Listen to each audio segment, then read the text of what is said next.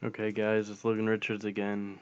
This time with Kindred, just because on the off chance that she's not banned in your games, then here's how to take complete free wins with her. Uh, she is a marksman jungle, as you probably already know with any knowledge of this game. Um, there's not really that much to her when playing her, other than your average 80 carry like positioning. Uh, Standard things you should already know most of that. In this game, Yasuo mid, Rise top felt like that was kind of backwards, but that's no big deal. No certain synergies on my team to be known.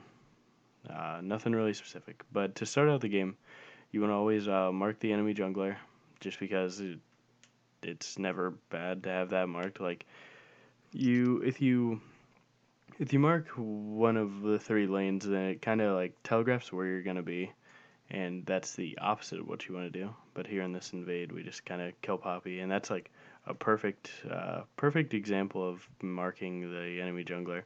Because one, we invaded their jungle, so she's obviously gonna be there or around there. So there's that. So yeah, just generally good. That was pretty lucky to get that on Poppy herself, but it worked out. Always start W for her clear just because it's the most damage, and it gives you her W passive, which is after a lot of movement, stacking up to 100, as you can see on the buff bar right above my Q, you'll get a healing auto attack, and that's why Kindred does a lot of kiting, just because you can, first of all, reduce the amount of damage you take from kiting in general. As you can see, this blue buff is having a lot of trouble hitting me, and that was completely terrible. Like, that was just the worst Kindred kiting anything ever. But as you can see, I'm still healthy. I only had to use one of my refillable potions. Here's how to clear wolves efficiently. You jump to this side and then jump over it. Get two autos in, jump over it. Two autos, jump over. That's not something a lot of Kindred players do. It's like, I don't know. It's just not that efficient. You kind of lose out on damage, and your positioning's you're you're on the righter side of the wolf camp, so you're about like 2 seconds behind with just movement in general, but it reduces the damage you take. It's pretty good.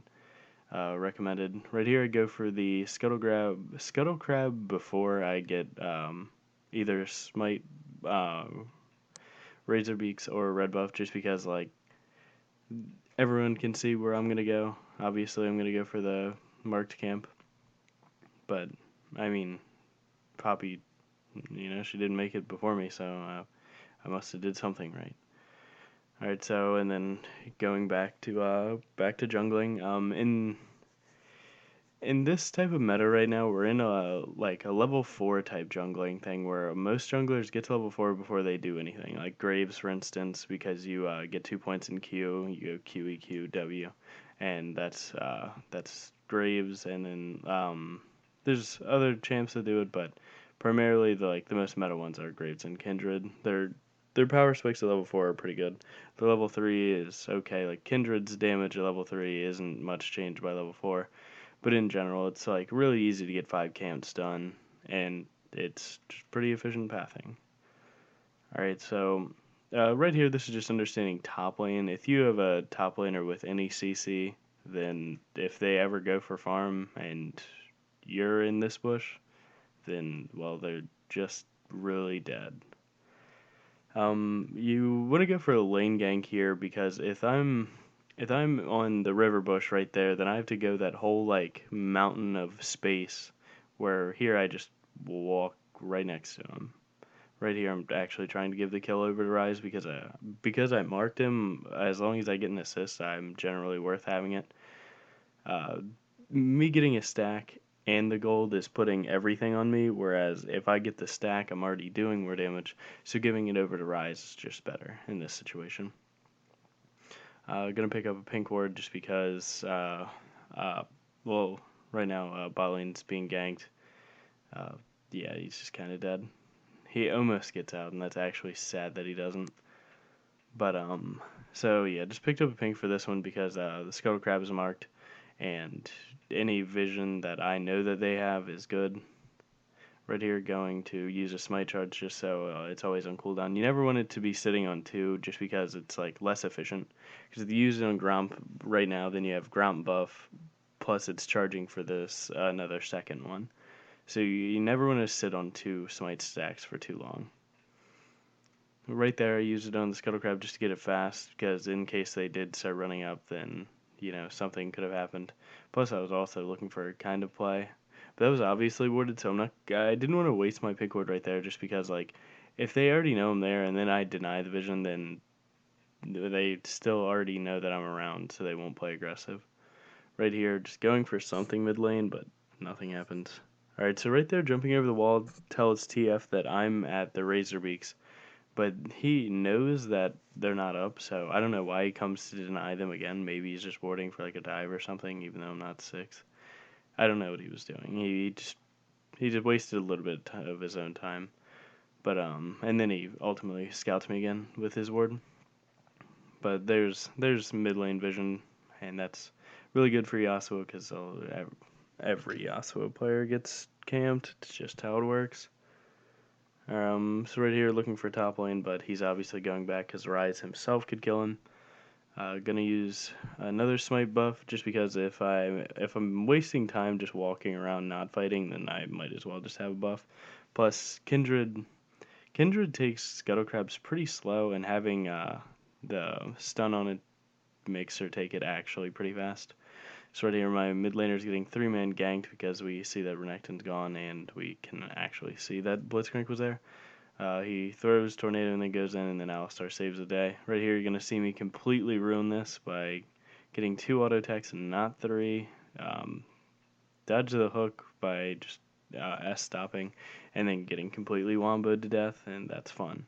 That's what not to do. I did that specifically so everyone could know what not to do. So you're very welcome. I had to take that death for anyone that views this, so yeah, there you go.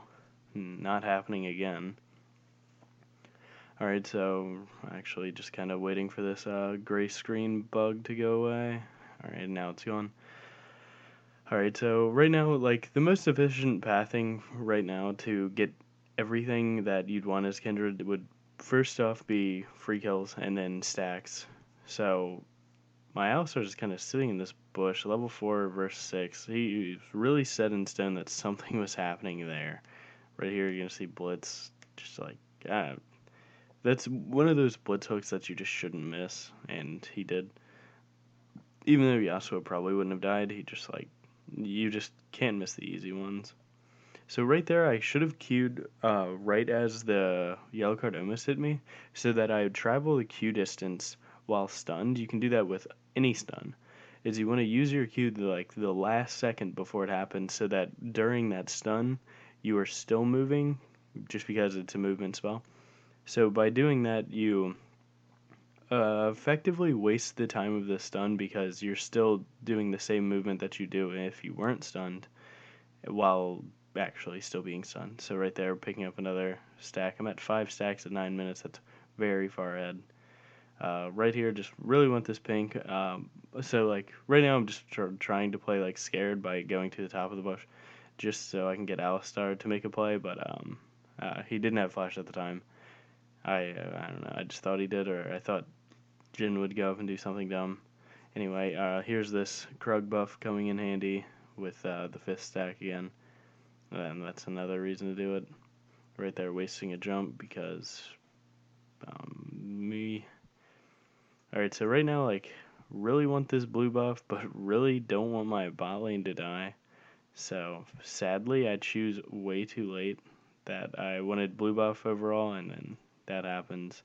But now I've set in stone that I'm going bot lane, so time to make some plays. Alright, so right here, I'm almost for certain one of my teammates is dead just because Jin ult's super strong, and there it is. But now he's stuck under turret, and I have an Alistar, so this kind of looks good. But Jin comes to 1v1 me, and that's how the damage happens. That's a problem with A-clicking. Right there, I A-clicked, and it went to the closest thing to my champion or cursor, whichever one it was. I think either way, it hits the tower. And yeah, dude, I just like definitely should have just right clicked him, but he was at a weird spot where you can sometimes miss and hit the turret. Anyway, yeah, I screwed that up, but I doubt anyone else would have. Okay, so right there, Alistar just kind of dies, Renekton happened, and then Blitzcrank. Yeah, average stuff. Going Devour just because, I mean, like, it's a broken item, and now they're patching it over because it's finally being dealt with that it is a broken item. So, abuse it while you can. There's not going to be many days after this posted that you can, but generally not much is going to change with Kindred other than you're probably going to build the new item and then progress as regular. Okay, but right here, just keeping my marks on who I think I'm going to kill. Uh, that's truly dependent on your game. I can't really tell you what's going on in your games, but just go for the easy ones, I guess. Okay, so right here, the moment you get your Devour, you want to clear your jungle, then go to make plays. But you only want to do that if you can clear your jungle fast. Like, I just cleared all 3 camps in, like, less than 30 seconds. So, yeah, don't, like, build Taric jungle with Devourer expecting to clear fast and get stacks, because it just won't happen.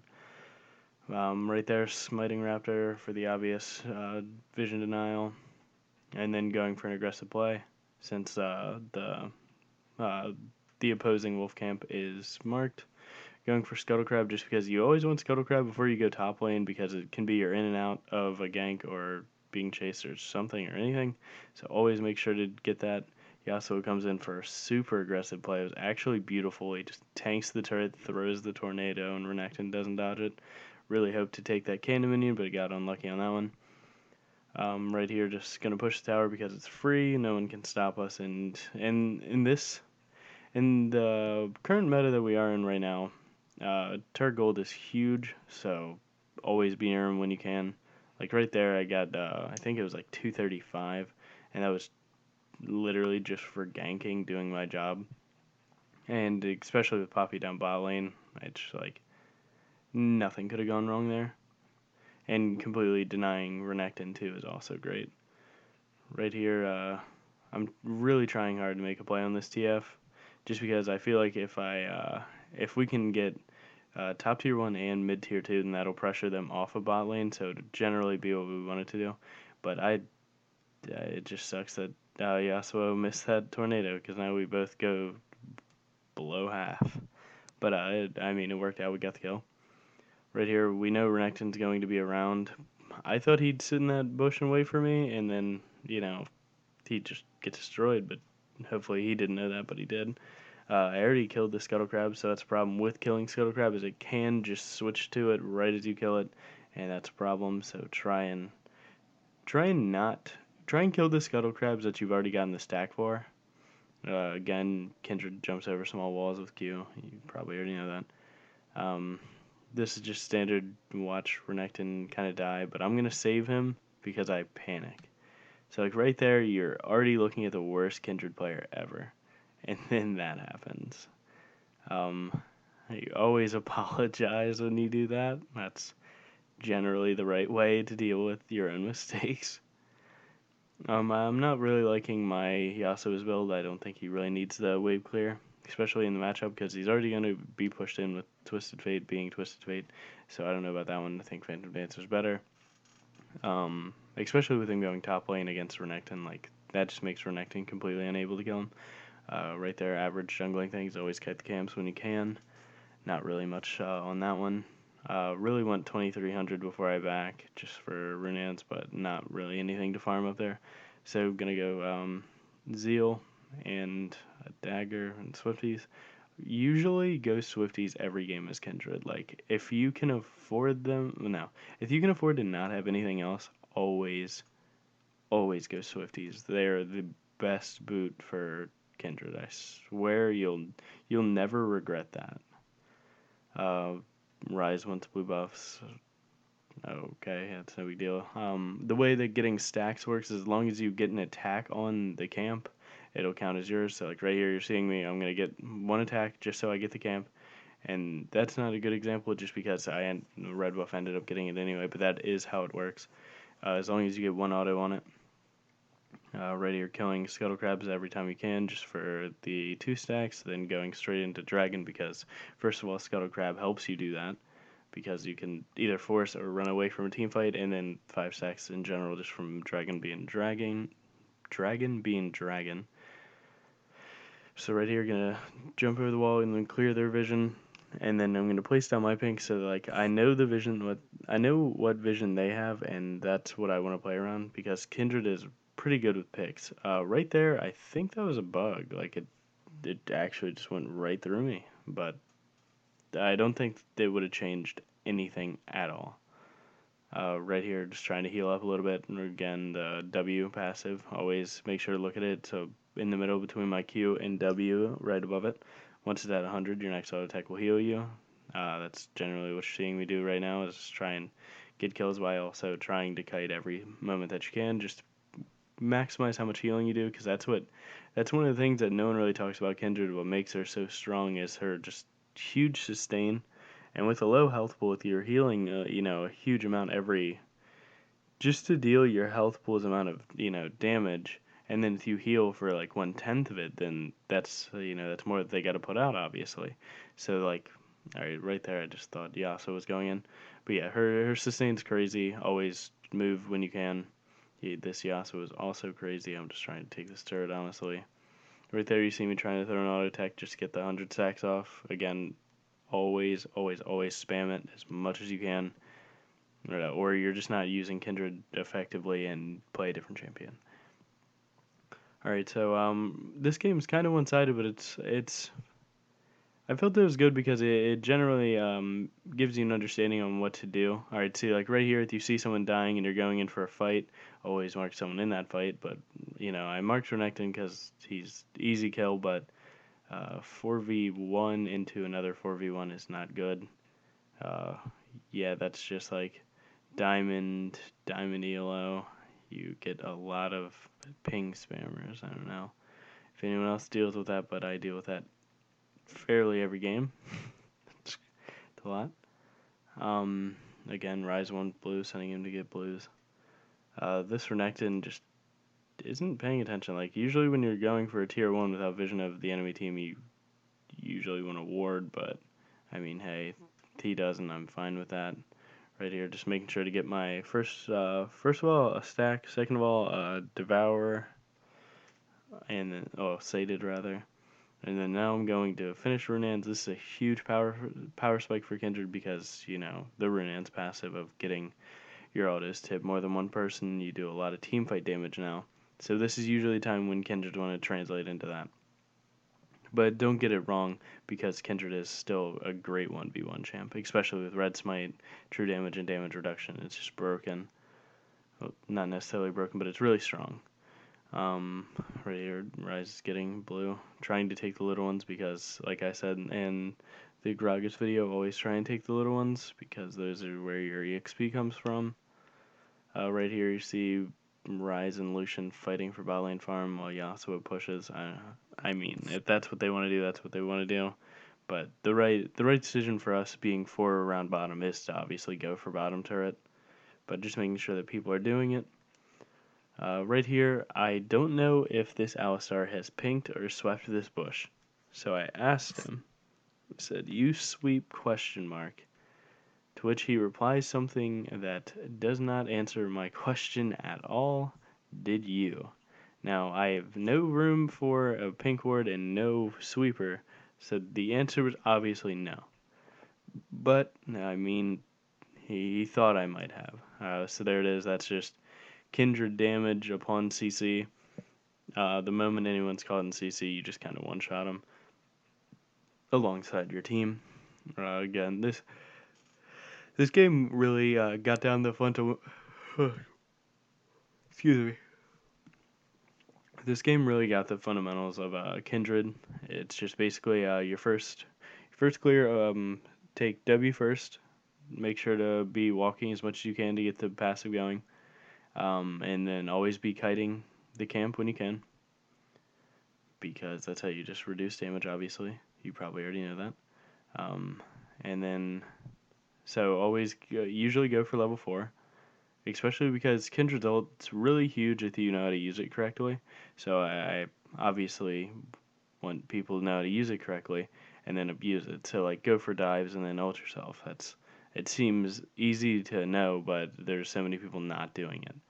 Right here, actually just trying to bait really hard because like this is what happens when people get baited into trying to kill me. It's like they jump in on me, I ult myself, and then my 4-man squad destroys them. And that's like, alright, so that's another reason to play Kindred in general, is just because she's really good at bait with you if you have an understanding of situations. Like right there, they thought they could just one shot me and then it's done. Um, but instead, they're the ones dying, and that's kind of the point. It's a big mind game, and like after playing a little bit of Kindred, you'll learn it, and then you know make plays around your own knowledge.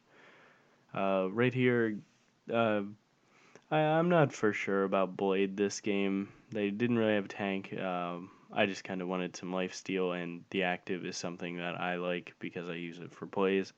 But um, this build is generally pretty good. It's the most. It's the build with the highest win rate on op.gg. So uh, I just kind of agree with win rates, or at least the ones that make sense. Right here, this is just what happens when you're Kindred and you have Lifesteal and Devour. You just destroy things, and that's exactly what you just saw. Dragon just got destroyed, and Scuttler being destroyed. I don't think I needed to get it right then, just because I kind of wasted some time. Like, should have been going to red or anything else. Oh my god, I can't stop yawning. It's like whenever you think about yawning, it makes you yawn. Right here, trying to get Lucian to not noticing that he took theirs, but then he tells me, so obviously, sure, I'm gonna take one and make crazy things happen because Kindred's easy. Right here, looking for Renekton, but hoping that TF comes to like save the day, just because I have TF marked. Right there, I didn't swap my targets just because I didn't know if Rise was just going to turn around and one-shot him, which he did. So again, just try and read situations and always mark before you get into combat because that's the only way that you're going to actually get to mark someone. Because as you should know, when you enter combat, the little 5 champion thumbnail goes away. Right here, just going to focus on Baron and then just that Blitzcrank kind of dies. It sucks that I couldn't get anything on it. I think I should have bladed him. Don't know if that was in range, but yeah, that would have been the right thing.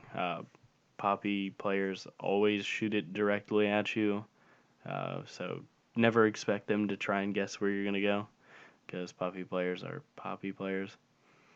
Again, just chasing him down, like, no one... See, like, that's a good thing about Kindred is, like, if you know that, like, look at my health, right there, just gain, like, a solid 150 just from one auto attack. And that's why I knew I could go for that 1v2, or 2v2, is because I knew how much health I could gain. And that's something that you're going to learn with your own games, and then you can get a feel for how much health you gain from each passive proc. So, never be too scared. Kindred's a really good aggressive champion. She's best at early aggression, so always try and be aggressive early, obviously. That's about it for this game. Just remember the basics of using your Q during a stun to keep moving. Don't forget to like, comment, subscribe, and whatnot. Give me feedback, tell me a champion, and send this to your trash Kindred friends. Hope I made you or your friends better. Good luck.